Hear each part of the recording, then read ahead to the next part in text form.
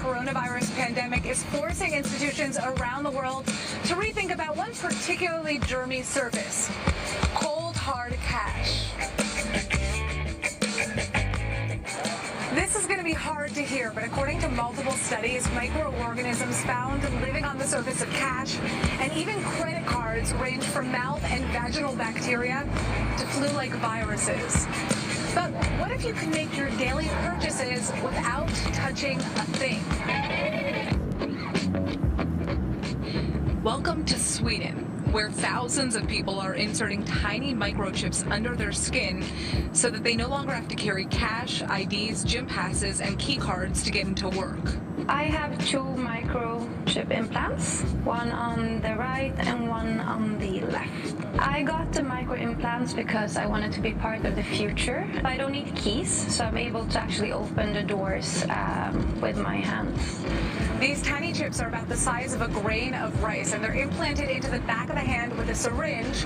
And so far, about 3,000 Swedes have gotten them implemented. So in Sweden, you can actually use it to put your train tickets inside. You can actually use it with Scandinavia's biggest gym chain, so you don't actually need to show your membership card. I use it personally as a business card, so you can actually put your phone on my hand and then my LinkedIn pops up. So, who's behind this technology? This is Hans Sepiensjöblad, and he's the CEO and co-founder of Disruptive Subdermals.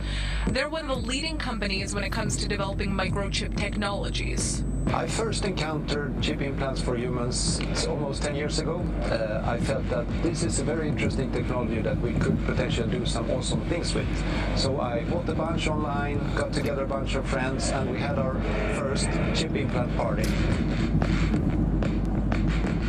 The number one reason for getting an implant is simply convenience. It allows you to eliminate some of the clutter in your life. Implants can also be used for making payments. For example, here at Epicenter in Stockholm, we use our implants in different vending machines, buying snacks and candy and juices whenever we feel like it. Microchips may sound too futuristic for you, but Sweden is expected to be the world's first cashless economy by March of 2023. But now, microchips could be used for more than just convenience. They have the potential to change healthcare and the way governments are handling the coronavirus crisis.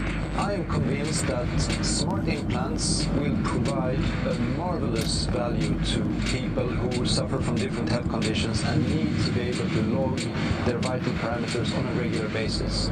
It could be body temperature, pulse, blood pressure, and imagine if you could just do that by swiping yourself with a smartphone at any time. For example, the implants that we designed allow people to measure their body temperature. It has some very interesting applications to see how fever is spreading in the population. And I think that we will really need those tools to not least understand the ongoing pandemic, but in particular to be able to spot future pandemics at an early stage.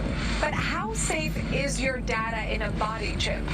So I'm not particularly concerned about the hacking dimension of implants, because ultimately the processing of data doesn't happen in the implant. It's simply a sensor platform. All the processing happens in the smartphone. That's where the data is analyzed and where it's packaged and presented. Cybertech experts still cite potential issues with data handling. If data isn't secure, others can access your info. And once it's out there, it's hard to get back. And in some cases, users could even be giving their data away without even realizing it in the terms and conditions that they sign on their smartphones. But with the way technology is headed, we could see a future where microchip implanting becomes the norm. I believe that I'm going to be able to use my microchips to do payments in the future, identification, tickets. In Sweden, every shop, in every kiosk, in public transport, there are always these touch terminals where people either touch their phone or their wallet with a credit card inside. So this means that the infrastructure for making payments, also with an implant, are already there. The question is, could this Black Mirror type of technology be implemented in other countries? Hans' ultimate vision is to take health microchips to developing countries where healthcare systems are less developed, so that people in remote areas with limited access to hospital facilities can just send their health information to doctors around the world to receive diagnosis. But until that technology is fully developed, would you be willing to get a microchip?